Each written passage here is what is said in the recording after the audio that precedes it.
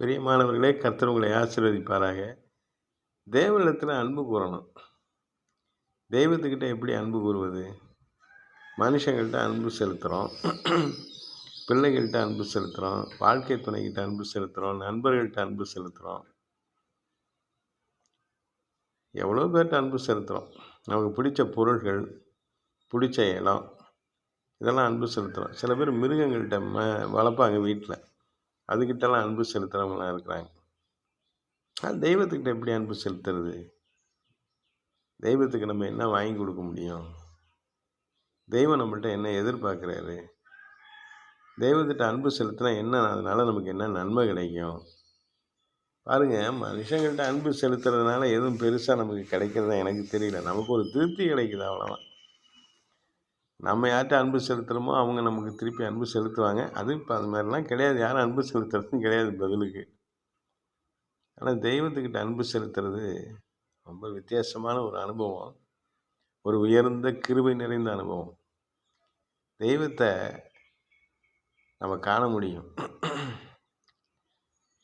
தெய்வ சமூகத்துக்கு போய் உட்கார்ந்து ஒரு இடத்துல நம்ம மனசை ஒருமைப்படுத்தி அவரை துதித்து பாடி உள்ளத்தின் ஆழத்திலிருந்து அவருக்கு நன்றி செலுத்தி அவரை துதிக்கும் பொழுது அப்படி பிரச்சனை நம்ம நல்லா தெரியும். நமக்கு அவரிடத்துல அன்பு கூறுறதுன்னா சிம்பிள்.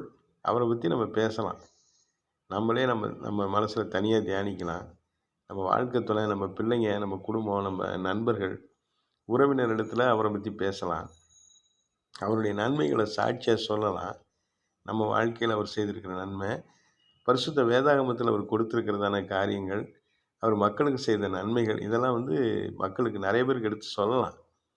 அப்புறம் பார்த்திங்கன்னா, அந்த தேவனுடைய நன்மைகளை நம்ம சொல்கிறது மட்டுமல்ல, அநேகர் கஷ்டப்படுற ஜனங்க, பாவத்தில் சிக்கி இருக்கிறவங்க, விக்கிரக வழிபாடில் சிக்கி இருக்கிறவங்க, போராட்டத்தில் சிக்கி இருக்கிறவங்களெல்லாம் நம்ம என்ன செய்யலாம்?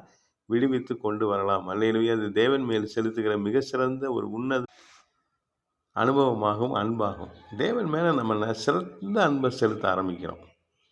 அவர் நமக்கு கிருபை செய்ய ஆரம்பிக்கிறார். அவர் பதிலுக்கு நமக்கு என்ன நன்மை செய்வார்? அவருடைய ராஜ்யத்தை கட்டுவது மிகப்பெரிய ஆசீர்வாதம். அவருடைய ராஜ்யத்தை நம்ம கட்டும் பொழுது பூமியில், அவருடைய ராஜ்யத்தை கட்டும் பொழுது அநேகர் நித்திய ஜீவனை பெறுறாங்க, நரகத்துக்கு போகாமல். இது தெய்வத்தின் மேலே நம்ம செலுத்துகிற மிகப்பெரிய ஒரு அன்பு. தெய்வ சித்தத்தை நிறைவேற்றுவது. தெய்வ சித்தம் என்ன? எல்லாரும் நரகத்துக்கு போயிடாமல் தேவ சமூகத்துக்கு வரணும். மரணத்துக்கு அப்புறம், மறிக்கிறதுக்கு முன்னாடி தேவ சமூகத்தை அவங்க இந்த பூமியிலேயே பெற்று வாழணும். இது தேவ சித்தம். அல்லேலூயா!